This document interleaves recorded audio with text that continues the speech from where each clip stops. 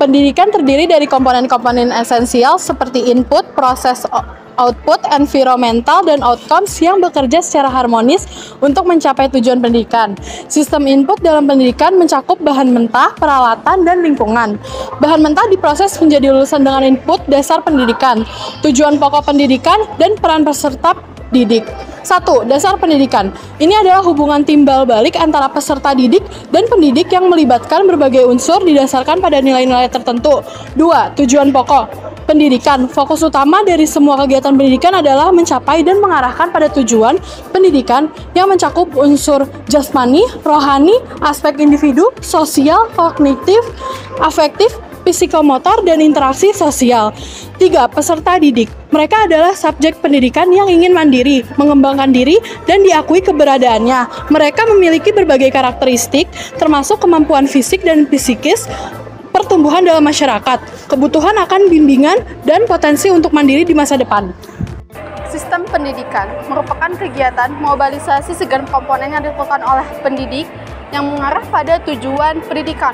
Output pendidik dapat dilihat dari kualitas komponennya dan kualitas pengelolaannya, di mana keduanya saling ketergantungan.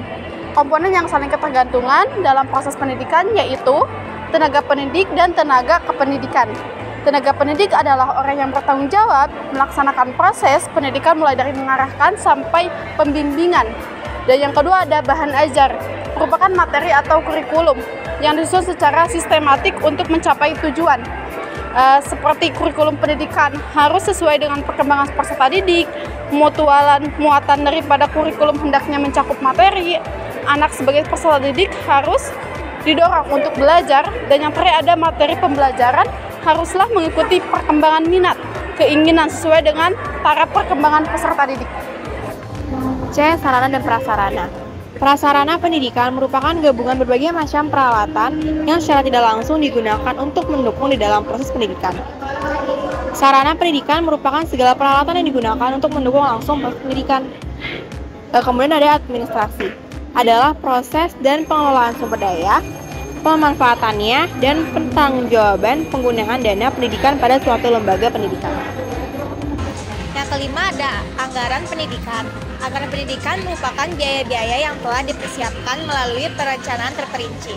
Salah satu yang mempengaruhi proses pendidikan adalah lingkungan yang ada di sekitar. Lingkungan yang dimaksud adalah keluarga, sekolah, masyarakat, religius, sosial budaya yang ada di sekitar lingkungan pendidikan, geografis, ekonomi, keamanan, dan politik. Keluaran merupakan hasil proses yang telah dilakukan oleh sistem pendidikan. Keluaran sistem meliputi tamatan dan putus sekolah atau dropout. Berbeda dengan keluaran, outcome dapat diartikan sebagai efek jangka panjang dari suatu sistem pendidikan. Sebagaimana contoh outcome dalam pendidikan adalah bagaimana masyarakat memandang kualitas suatu satuan pendidikan. Secara ringkas, sistem pendidikan memiliki komponen-komponen yang mungkin terjadinya akan proses pendidikan dengan baik, yang diantaranya adalah tujuan pendidikan. Agar tujuan pendidikan tersebut tercapai dengan baik, diperlukan tindakan proses pendidikan yang didasari oleh suatu ilmu pengetahuan yang bersifat normatif dan praktis. Selanjutnya ada peserta didik, ada juga pendidik yang dibagi kategorikan atas orang tua dan guru. Kemudian ada pemimpin keagamaan dan pemimpin di masyarakat. Kemudian ada metode pendidikan yang memiliki hubungan dengan 3 komponen lain, yaitu metode pendidikan terdiri dari kurikulum, anak atau peserta didik, serta materi pendidikan yang diajarkan. Kemudian metode pendidikan bisa diaplikasikan dalam bentuk diktatoral atau melalui pendidik, liberal, demokratis, ceramah, diskusi, serta melalui demonstrasi.